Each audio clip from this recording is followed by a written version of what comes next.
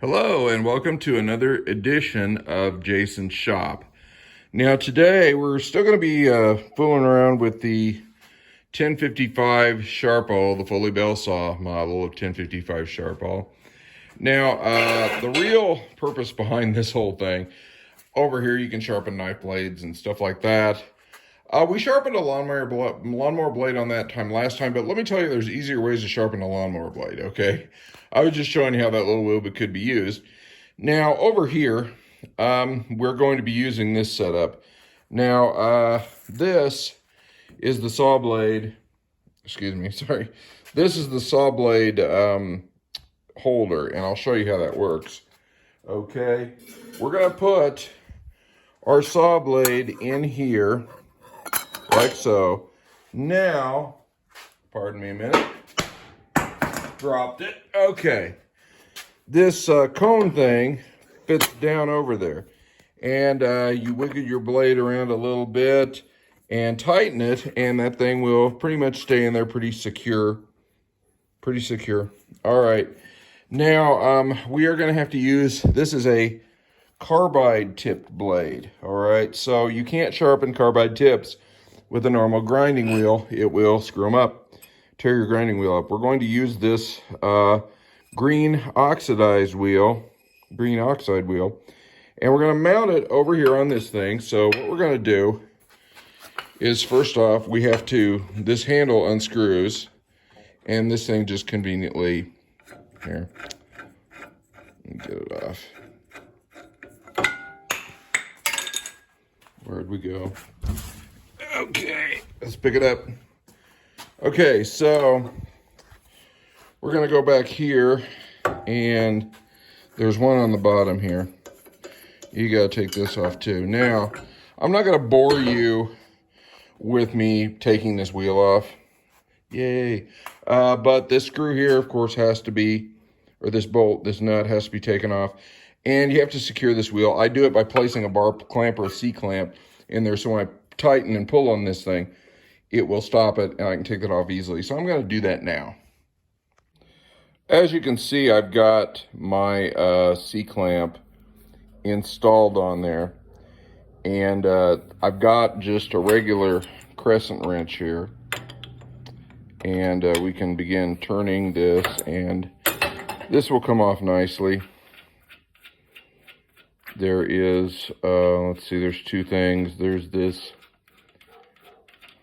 sleeve thread and this plate, which have to come off. Now, of course, take this off. And that pops right off. Now, what we can do, have a convenient table underneath. We can just put that wheel there on. We're going to put this one here on.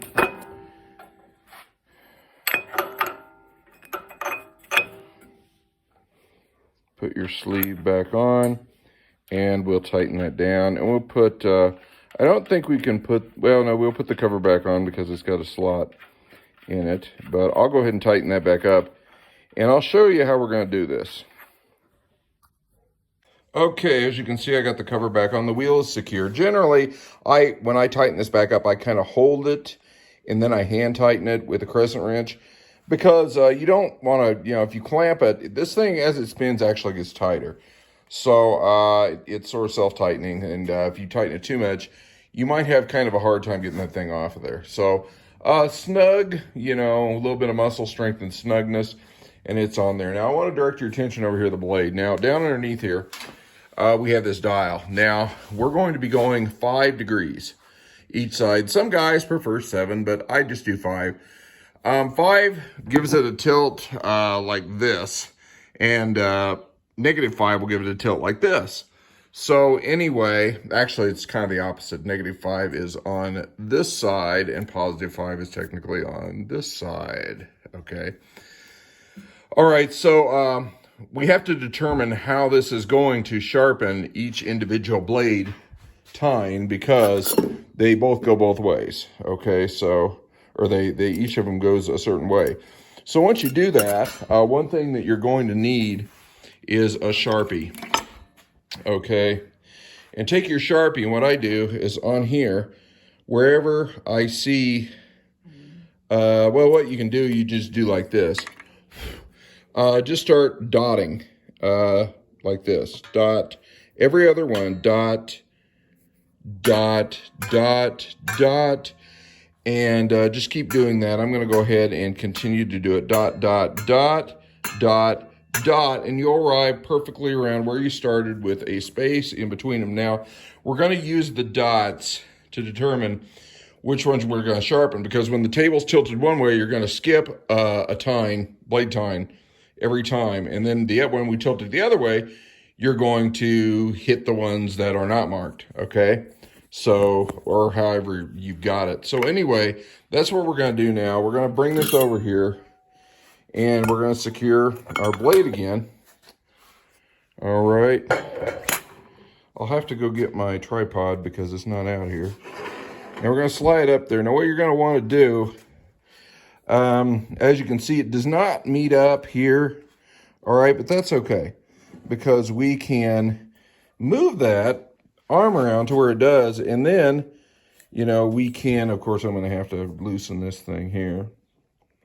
You know, get it all loose to where we can pull it forward. Anyway, we're going to pull the blade in, and we're going to sharpen these things. A lot of times how I do it on a regular saw is I just sort of, well, anyway, that's what we're going to do. We're going to yank this thing forward. We're going to sharpen these things. And the blade's going, and then we're going to have to join them. And we'll do that with the other wheel that I took off. So I'll get set up for that right now. Okay, I've got this thing set up. This is all loosened up here. And so if you can see, if my hand's in the way. All right. If you can see, what happens here is I pull this forward. Now, this thing is going right up there, and it's on a small blade. This is about as good as we can get it. Now, this will be a kind of a two-step process because, one, I'm going to pull this forward, and at the same time I pull it forward, I'm going to kind of slightly rotate the blade into it so I can nick that top part, and I'll watch it as I do it to make sure that I'm getting near the tip, because as you can see on these things, well, maybe you can't see, but this thing was used on drywall, and so it is duller than snot. I don't really want to buy a new blade because I have another saw I want to put it on. There's plenty of life left in this blade as long as we can, you know, keep these carbide tips going. So anyway, I'm going to get set up here with the tripod. I'm going to show you how this works. And I'm going to first determine which, because I'm slanted this way, so I need to find which way the teeth are going. And I'll hit every tooth all the way around it. And also, one thing to really help you, because you can lose track, you need to mark the tooth that you started with so you know when you're there. You know, and you don't excessively sharpen or sharpen too much or create a bunch of work for yourself that you don't want. So let me get set up, and then I'll sharpen these things and let you see what's going on. Okay, let's get to going. Always wear safety glasses, and let's go. Yep, hold on. Oh, what happened here? Aha, hold on. There we go. Had the thing tightened a little bit tight. All right, as you watch me do this, I'll do it with this hand. Normally I do it, I'm right-handed, so. But anyway, here we go. Here we go a little bit. There we go. All right.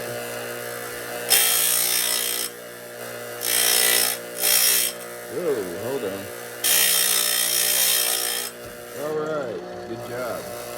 I'm going to rotate it to the next one. Next one's carbide tip is almost gone, so this one here is going to be a little bit different, okay? That one's probably not going to work. The tip is missing, but nonetheless. I don't want to go into the gullet at all. Whoops. Okay. Sharpen the wrong one on that one. All right, here we go. That's easy to do. Okay. Good job. Just keep going around here.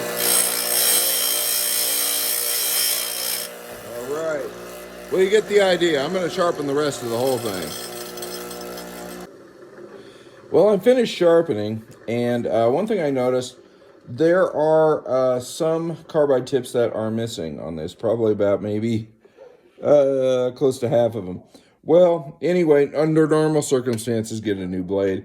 But since I am going to use this blade just for rough cutting and stuff, I'm just going to joint to, the height of one of the short one, the shortest, not the one that where the tip's been broke off.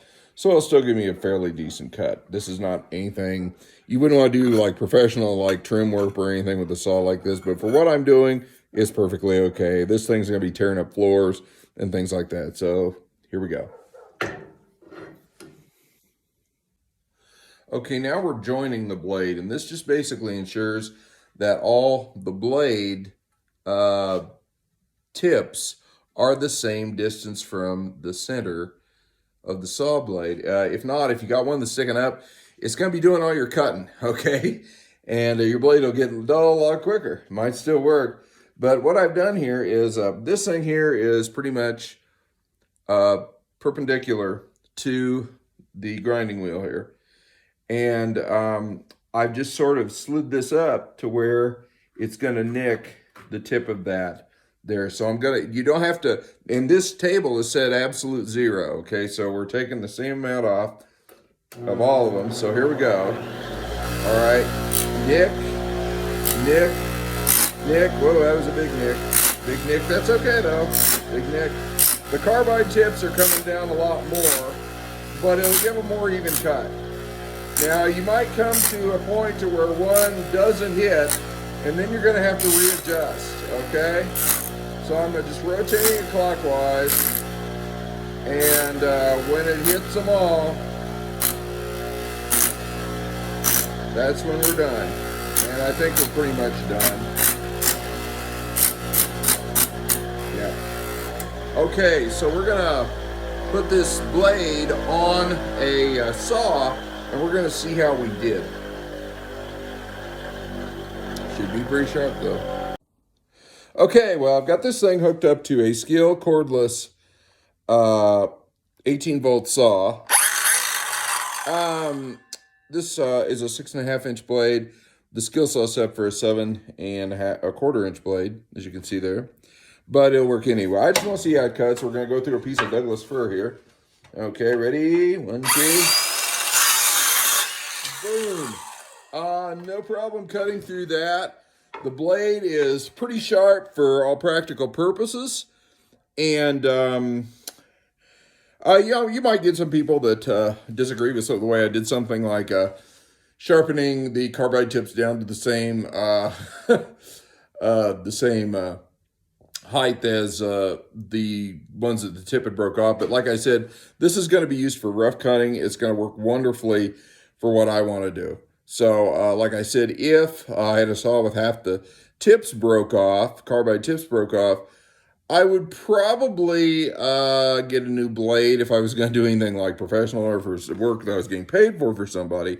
But for the home shop, if you need a blade that cuts and, for example, you're just cutting rough stock or just things like that, or, just cutting 2x4s, stuff, this will work just fine. It will save you, the Sharpall will save you from having to go out and buy a $10 or $12 blade, and that's probably what these run at Harbor Freight. So anyway, that's the video for today. If you have any questions, leave them in the comments or any comments or anything. Hit like and subscribe if you like the video, and I'll see you next time when I build a jig for this thing. See ya. Okay, one thing that I want to talk to you about before we totally sign out is here's a blade, and this blade originally came off of this saw over here, this Magna saw, and as you can see, I've got a new blade on that I use. Now, this blade was chewed up really bad. When I bought the saw off a guy in Lewiston, Idaho, this is the blade that came on. He said it belonged to his grandpa. He said that, it hadn't been used in many years. God knows what this blade cut through. It was really chewed up bad, but I have sharpened it. And although there's some issues with it, it's not, 100% like razor super sharp. It will cut. I mean, it'll cut for pretty good for a while. And one thing that I wanted to stress here, this piece, you might be wondering about this. This is an anvil which bends tines, to create the kerf in the saw. Now, I will tell you right now, do not use this on carbide tip blades. It will break the carbide tip right off of it. Okay? Use it on regular, traditional saw blades that don't have carbide tips. The carbide tips generally do not need to be adjusted that much. Now, one thing you can do with the saw, if you get a hold of a carbide blade that is chewed up really bad and it's just missing tons of teeth, you could go ahead and, put that thing on here, knock the tips out of it, and then just sharpen it like a regular saw. That will work. And then you would go back and use this to put the kerf angle on the tines, respectively. So that's my video for the day. Hope you've enjoyed it. This thing is a big money saver. It, it costs a little bit of money, but I've sharpened a lot of saw blades with this thing. My dad brought me like 15 saw blades. Dull as can be, non-usable, and I sharpened about good as new. So that's all for today. Sign out.